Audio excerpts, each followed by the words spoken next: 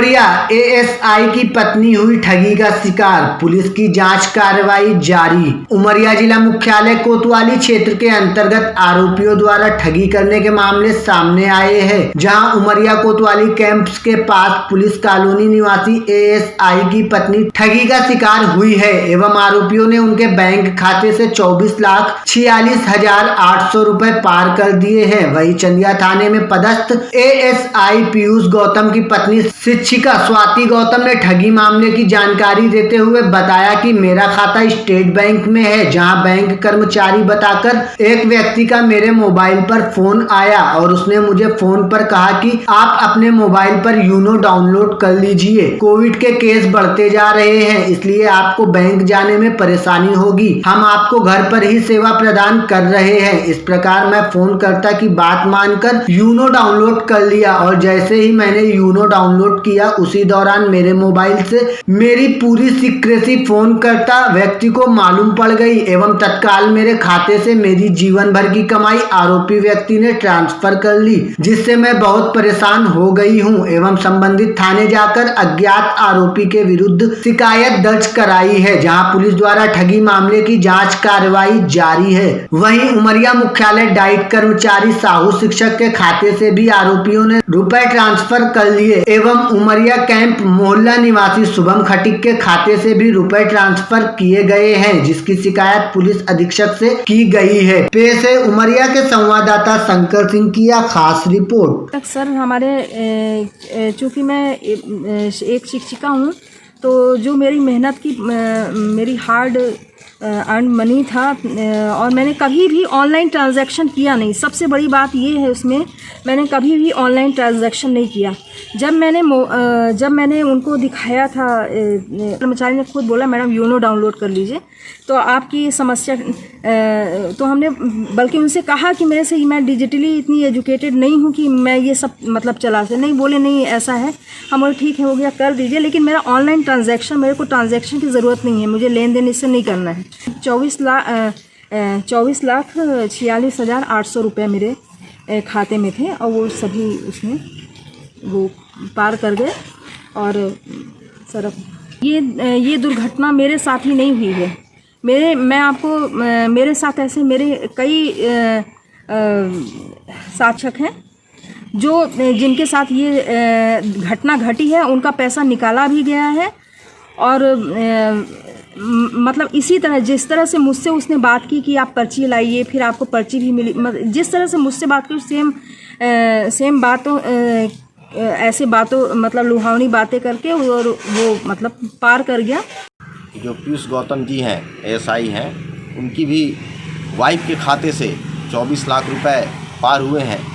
और ऐसे बहुत से मेरी जानकारी में इससे पहले भी ऐसे बहुत से लोगों के खाते से कहीं ऐप के माध्यम से, कहीं किसी माध्यम से कोई फर्जी कंपनी के द्वारा कहीं ना कहीं लूटने का काम किया जा रहा है, खातों से पैसा निकाला जा रहा है। मेरा पास प्रशासन से निवेदन है कि ऐसी कंपनियों को चिंतित करें और जल्द से जल्द कड़ी कार्रवाई करें, जिससे जिनका पैसा लिया गया है उनका पैसा तत्काल वापस किया जाए। कि पीयूष गौतम एसआई हैं जो चंदिया में पदस्थ हैं, उनकी पत्नी स्वाति गौतम शिक्षिका हैं, उनके खाते की भी कुछ सिक्योरिटी लेकर के उनकी लंबी राशि का गबन कर दिए हैं और वे पैसा उड़ा लिए। इसके बाद में कोई अभी तक जानकारी नहीं मिली है। साथ में उनके साथ पदस्थ एक शिक्षक हैं, शहडोल से आवागमन करते हैं, आना जाना होता है उनका, और उनके भी खाते की राशि चली गई है। इसी प्रकार से चंदिया में खलेसर और कई जगह चंदिया उमरिया जिला के अंदर कई जगह ऐसी घटनाएं हुई है। कई लोगों के साथ पैसे का ये गबन हो रहा है और लगातार ऐसी घटना हो रही है। इसमें छोटे बड़े गरीब सभी तरह के लोग शिकार बनते जा रहे हैं। ऐसे फ़ोन आते हैं, उसमें करते हैं, लोग सब नहीं समझते। साधारण व्यक्ति जानकारियां दे देता है और देने के बाद में वो ऐसे शिकार बनता है जो जीवन भर की पूंजी अपने बच्चों के लिए, अपने पेट से, अपने वस्त्र से, अपने अन्य सारे उपयोग सुख सुविधाओं से बचा करके रखता है अपने भविष्य के लिए, और एक ही झटके में उनका सारे भविष्य का पैसा चला जाता है। तो उनका भविष्य जो है और उनके बच्चों का भविष्य अंधकार की ओर जाता है, जिसमें स्वाति गौतम ने और लोगों ने पुलिस पर जाकर एफआईआर कराया है और पुलिस विभाग को पूरी जानकारी दिया है, पूरा विवरण दिया है कि किस तरह से मेरे साथ घटना घटी है। और इस पर पुलिस सक्रिय है और पुलिस अधीक्षक महोदय एवं अतिरिक्त पुलिस अधीक्षक, समस्त पुलिस बल, टीआई एवं समस्त पुलिस विभाग, क्राइम इत्यादि सभी ब्रांच लग चुका है और हमको सभी को पूर्ण भरोसा है, समाज को विश्वास है कि इसकी सफलता मिलेगी और सफलता के साथ ऐसे शिकार हुए लोगों का पैसा भी वापस होगा और उन अपराधियों तक पहुंच करके पुलिस भविष्य में और लोगों के साथ शिकार ना हो इससे मुक्त कराएगी। उमरिया पुलिस का ये विशेष इसमें भूमिका रहेगी, इस पर मुझे पूरा भरोसा है, सराहनीय है। टेक्नोलॉजी का जो नकारात्मक पक्ष है ये उसके उदाहरण हैं और जब हम डिजिटल वर्ल्ड की बात करते हैं तो हमको उसके जो खतरे हैं उनसे भी सतर्क होना बहुत ज़रूरी है।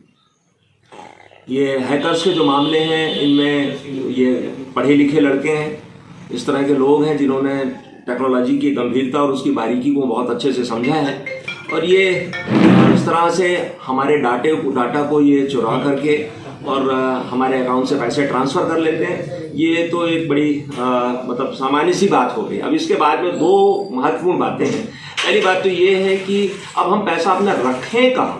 जब बैंक में हमारा पैसा सुरक्षित नहीं है तो हम कहाँ जाएं? तो पहला तो मुझे ये लग रहा है कि इसमें बैंक को अपने स्तर पे बड़ी ठोस और उचित कार्रवाई करनी चाहिए, क्योंकि अगर ऐसा ही होता रहा तो हमारी बैंकों से साख खत्म हो जाएगी।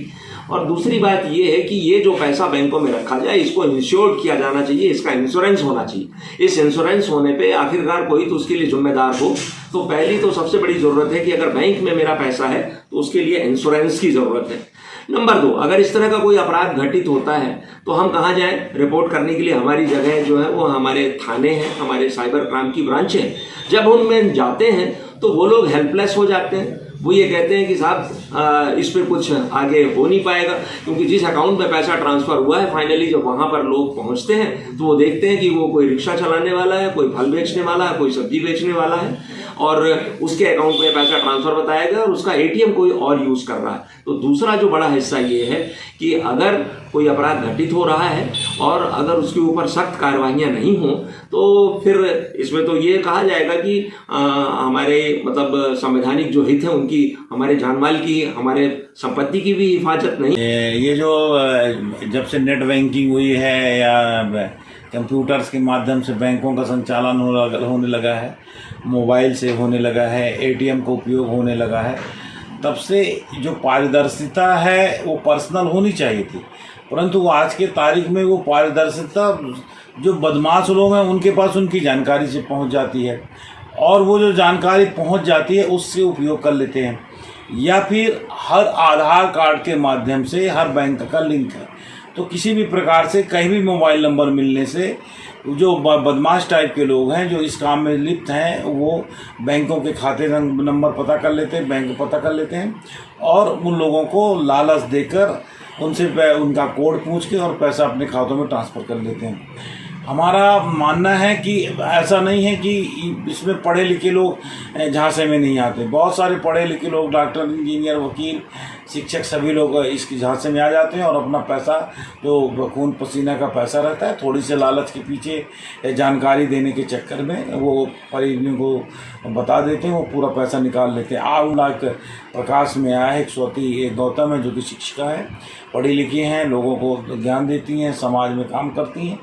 उनका भी 24 लाख रुपए उससे ज़्यादा पैसा इसी प्रकार से निकल गया है। निश्चित रूप से अपराध है और हम ये पुलिस प्रशासन से आग्रह करते हैं कि ये बैंकों में जो भी व्यक्ति जाए उसको इस प्रकार के निर्देश बैंक के लोग बताएं, पुलिस जनजागरण करें, पेपरों में विज्ञापन प्रकाशित करें, बड़े बड़े होल्डिंग्स लगाएं कि किसी को व्यक्ति को अपना पिन नंबर, अपना पासवर्ड, किसी को खाता नंबर नहीं बताएं। नहीं, इस प्रकार की घटना घटती रहती है। जो लोग इस धंधे में हैं वो बाहर बैठे किसी दूसरे प्रांत के लोग होते हैं, फिर वो सिम बदल देते हैं, कभी ट्रस्ट नहीं हो पाते हैं, मगर फिर भी पुलिस के पास बहुत सारी आजकल सुविधाएं हैं, इलेक्ट्रॉनिक सुविधाएं हैं, कंप्यूटर सुविधाएं हैं। वो पता करें कि कौन व्यक्ति था, कहाँ था और वो जो महिला है जिनका कि पैसा 22 लाख और कितने हज़ार रुपये गया है उसे प्रदान कराएं। नहीं निश्चित रूप से उसके परिवार में आर्थिक तंगी हो जाएगी और परिवार में विवाद होगा। तो हमारा ये भी कहना है कि सभी लोग इसके लिए जनजागृत रहें, सचेत रहें, किसी भी व्यक्ति को किसी भी प्रकार से अपनी जो व्यक्तिगत जानकारी है बैंक की, पासवर्ड की, कोड की कोई जानकारी न दें।